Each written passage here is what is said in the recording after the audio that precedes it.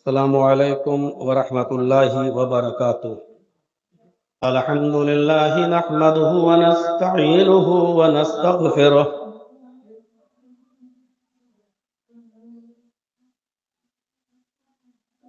ونعوذ باللہ من شرور انفسنا ومن سیئات اعمالنا،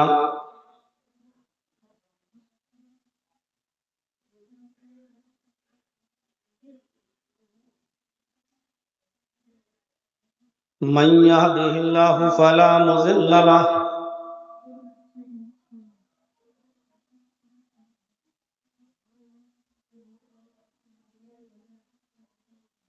ومن يضلله فلا هادي له،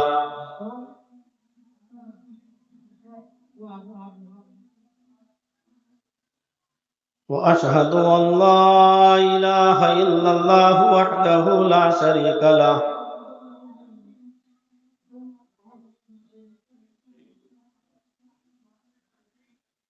وأشهد أن محمدا عبده ورسوله،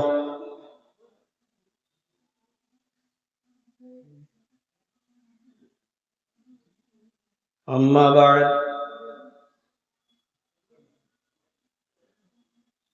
فإن خير الحديث كتاب الله،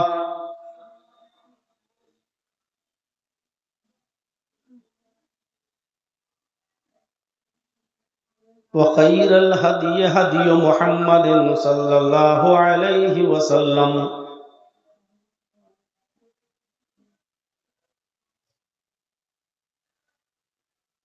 وشر الأمور محدثاتها وكل محدثة بدعة وكل بدعة ضلالة وكل ضلالة في النار۔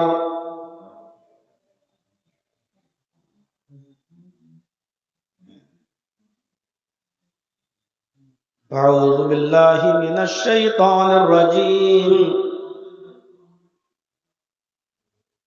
بسم الله الرحمن الرحيم۔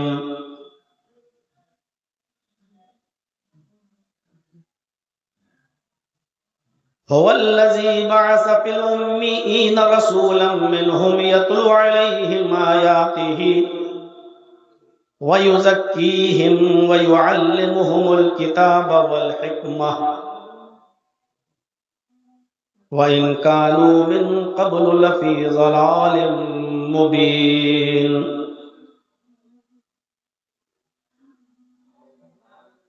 رب اشرح لي صدري ويسر لي أمري واحلل عقدة من لساني يفقهوا قولي۔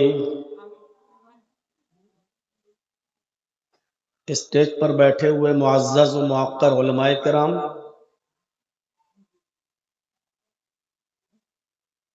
علاقے کے باوقار اور معزز احباب،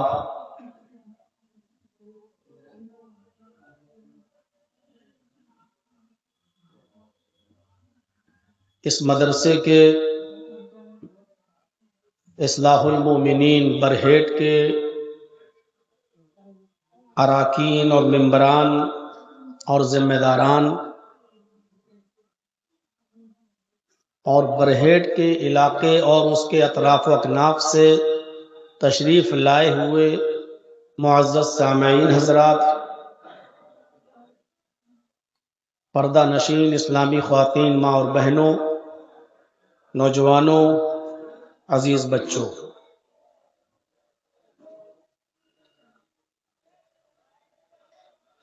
رات کا تقریباً 2:45 بج چکا ہے اور اب تک آپ نے بہت ہی دل جمعی کے ساتھ ہر مقرر کو سنا۔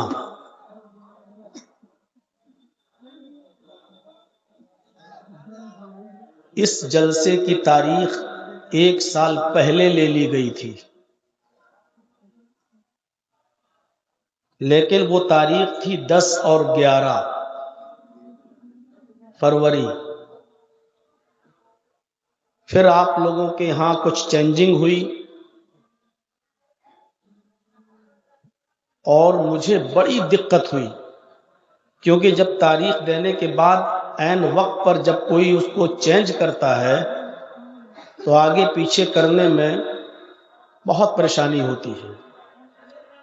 ایک وقت تو ایسا آیا کہ میری طرف سے کینسل ہی کر دیا گیا تھا یہ جلسہ کہ میں نہیں آ سکتا، کیونکہ جو تاریخ میں آپ جلسہ کر رہے ہیں اس میں ہم خالی نہیں ہیں۔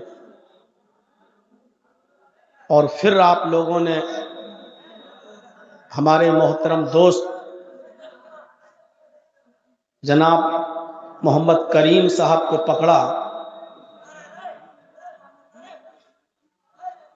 اور پھر رابطے ہوئے، اور پھر اس میں تقریباً 1 ہفتے کا وقت لگا اس کو دائیں بائیں کرنے میں،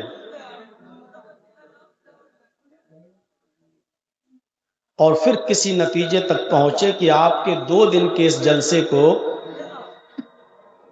اس میں 1 دن کی میں منظوری دوں۔ پھر یہ طے ہوا کہ آج 15 اپریل، اب تو خیر 16 ہو گئی ہے، رات کے 12 بجے کے بعد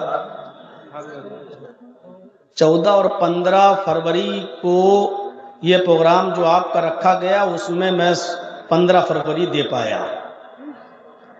اس کنڈیشن میں یہ پروگرام دیا کہ ابھی جلسہ ختم کرنے کے بعد مجھے دیوگھر بھاگنا ہے، وہاں سے فلائٹ پکڑنی ہے، دلی پہنچنا ہے، پھر دلی سے 1.5-2 گھنٹے کا سفر کر کے مجھے میرٹھ، اور میرٹھ کے بھی ایک گاؤں سسولا میں جانا ہے، اور کل کا میرا وہاں پروگرام ہے، اور شاید کل شام تک میں وہاں پہنچوں۔ یعنی فلائٹ سے جانے کے بعد بھی 15 گھنٹے لگ جائیں، یہ اس طریقے کا یہ پروگرام ہوا۔ میں ابھی ہاشم بھائی سے یہی پوچھ رہا تھا، یہاں بیٹھے تھے آپ کے اس برہیٹ کے مدرسے کے جو ناظم ہیں، اور الحمدللہ 19 سال سے نظامت کا فریضہ انجام دے رہے ہیں، تو کہہ رہے تھے کہ مولانا صاحب کل کا جلسہ بالکل پھیکا رہا، جلسہ نہیں کامیاب ہو سکا۔ میں نے پوچھا کتنے لوگ رہے ہوں گے، تو کہنے لگے کہ ایسے ہی 150-200 لوگ رہے ہوں گے کل کا جلسہ بالکل ناکام رہا۔ لیکن آج تو میں دیکھ رہا ہوں جہاں تک میری نظر جا رہی ہے وہاں ماشاءاللہ قدم رکھنے کی جگہ نہیں ہے، اور اتنا بڑا گراؤنڈ آپ کا بھر چکا ہے کہ میں خود شستر ہوں کہ آگے آنے والے ایام میں آپ لوگوں کو کہاں جگہ دیں گے اور کیسے جگہ دیں گے۔ اور شاید اسی طریقے کی بھیڑ کو دیکھتے ہوئے ہاشم بھائی نے کہا کہ اگلے سال کے جلسے کی بھی تاریخ کا اعلان کر دیجیے گا۔ یعنی ابھی آج کا جلسہ ختم ہوا نہیں اور اگلے سال کی ڈیٹ پھر لے لی گئی، آئندہ سال کی، اور آئندہ سال 3-4 اپریل کو یہ جلسے کا ٹائم پھر فکس کر دیا گیا ہے، لیکن میں دونوں دن نہیں رہ پاؤں گا، میں نے ایک ہی دن کا ٹائم دیا ہے، 4 اپریل پروگرام ہے، 3 اور 4 اپریل کا، یعنی آج سے 1 سال 2 مہینے کے بعد۔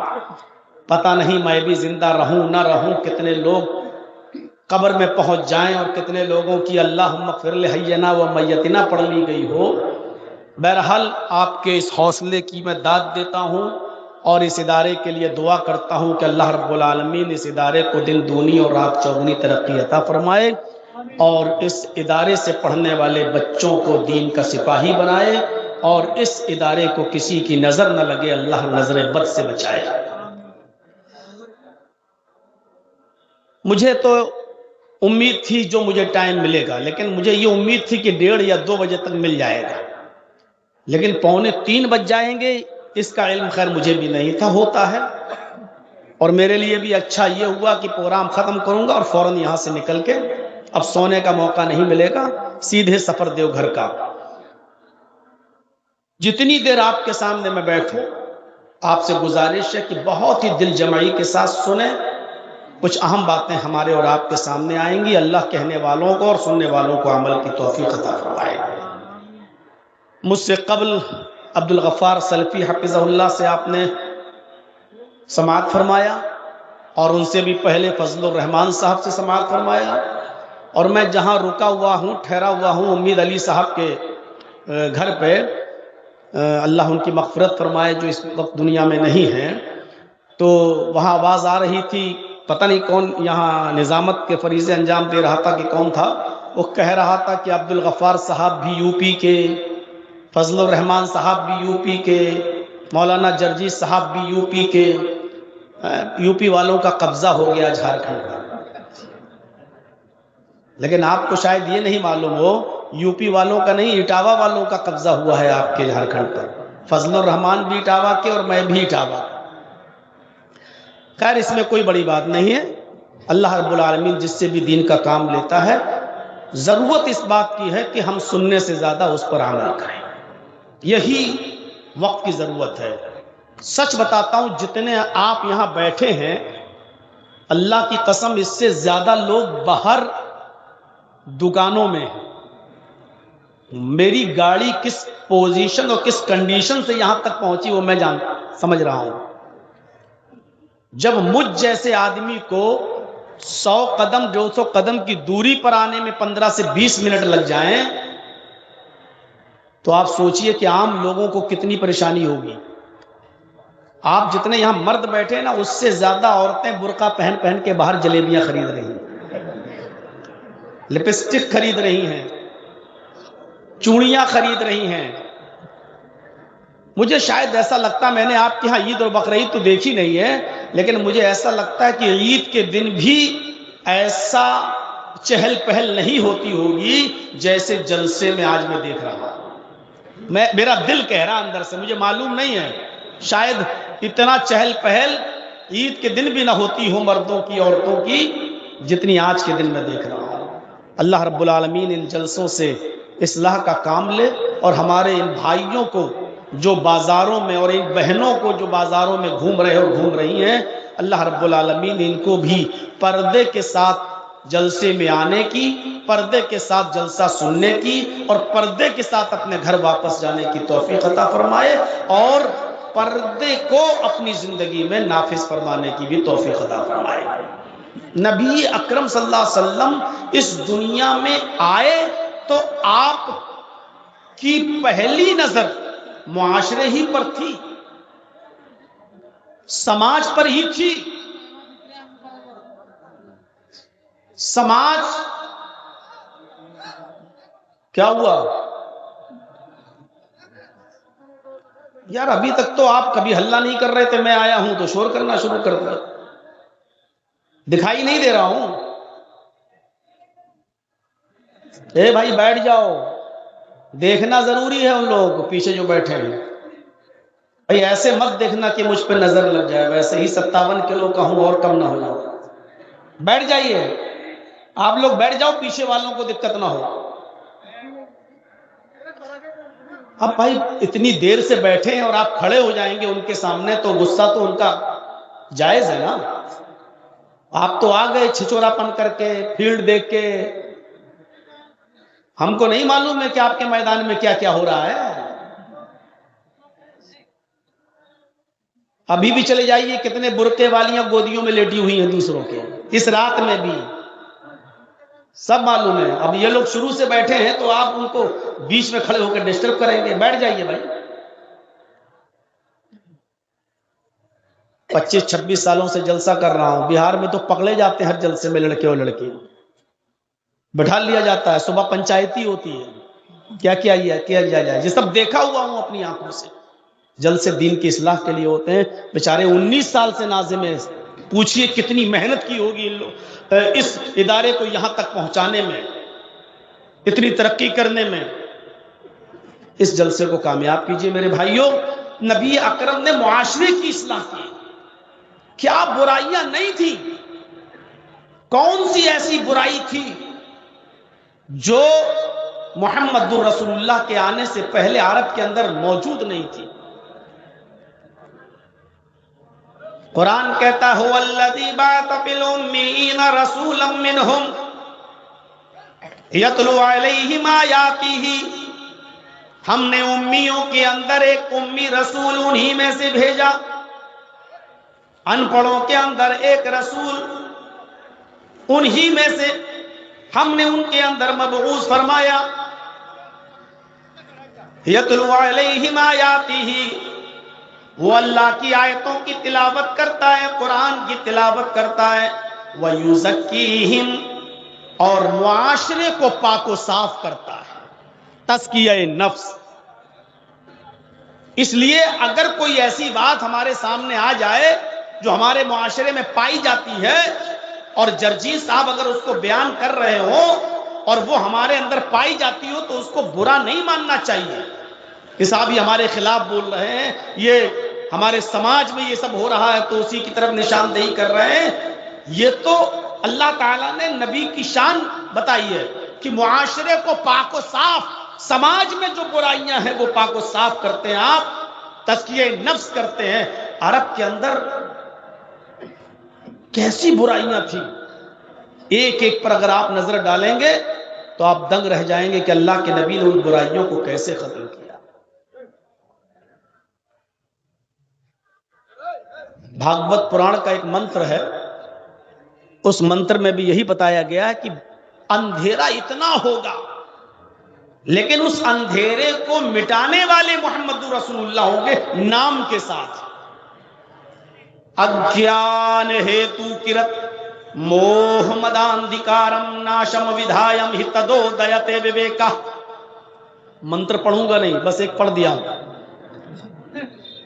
ورنہ ٹی وی چینل پر دیکھیے تو آج بھی بول رہا ہے، بول رہا نہیں بول رہی ہے، وہ اس ہڈی کا حق ادا کر رہی ہے جو اس کے سامنے ڈالی گئی ہے۔ اور بنگال کا چناؤ جب تک ہو نہیں جائے گا ایسے کتے اور کتیاں بھی بہت بھونکیں گے، پرانی تقریریں میری ڈھونڈ ڈھونڈ کر لائیں گے۔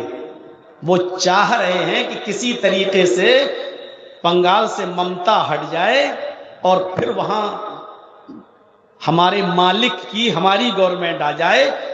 یہ بیچارے وہ اینکر اور اینکرنیاں یہ حق ادا کر رہے ہیں، اس ہڈی کا حق ادا کر رہے ہیں جو ہڈی ان کے سامنے ڈالی گئی ہے۔ میرے گھر سے فون آیا، بیٹا یہ کیا ہو رہا ہے؟ میری امی فون کر رہی ہیں۔ میں نے کہا امی گھبرانے کی ضرورت نہیں ہے، کچھ نہیں ہوگا، یہ لوگ صرف ٹی آر پی بڑھائیں گے اور ہندو مسلم کر کے ماحول خراب کرنے کی کوشش کریں گے، اور ان کو اس کے لیے مولانا جرجیز سے بہتر کوئی اور دوسرا مولوی مل نہیں رہا ہے۔ آج بھی دکھا رہی ہے، آج بھی ایک اور بھڑکاؤ بیان مولانا جرجیز کا، ایک اور بھڑکاؤ بیان۔ یہ سارے بیان اویسی صاحب روز چینل پر دیتے ہیں لیکن ان کا بیان بھڑکاؤ نہیں، جرجیز صاحب نے کہہ دیا تو بھڑکاؤ بیان ہو گیا۔ میرے بھائیوں غور سے سنیے گا، اگیان ہیتو کرت موہ مداندھکارم ناشم، محمد جب اس دھرم کو ناش کرنے والے کو، بھڑکاؤ نہیں، مولانا جرجیز کا ایک اور بھڑکاؤ بیان۔ یہ سارے بیان اویسی صاحب روز چینل پر دیتے ہیں لیکن ان کا بیان بھڑکاؤ نہیں، جرجیز صاحب نے کہہ دیا تو بھڑکاؤ بیان ہو گیا۔ میرے بھائیوں غور سے سنیے گا، اگیان ہیتو کرت موہ مداندھکارم ناشم، محمد جب اس دھرم کو ناش کرنے والے کون ہوں گے، اندھیرے کو مٹانے والے کون ہوں گے؟ محمد رسول اللہ صلی اللہ علیہ وسلم۔ اس میں کوئی شک نہیں، عرب کی دھرتی پر کوئی ایک برائی نہیں تھی جس کو ختم کیا ہو۔ عرب کی دھرتی پر اتنی برائیاں تھیں کہ ایک انسان دوسرے انسان کو خرید لیا کرتا تھا اور اس کو اپنا غلام بنا لیا کرتا تھا۔ ہم نے کسی کو خرید لیا، وہ میرا غلام ہو گیا۔ کسی عورت کو یا لڑکی کو خرید لیا تو وہ میری لونڈی ہو گئی۔ انسانیت کو کچلا جا رہا تھا۔ انسانیت کی صورتحال یہ تھی کہ انسان جس کو اللہ نے سب سے افضل مخلوق بنایا، لقد خلقنا الانسان فی احسن تقویم، ہم نے انسان کو سب سے بہترین ڈھانچے میں پیدا کیا ہے۔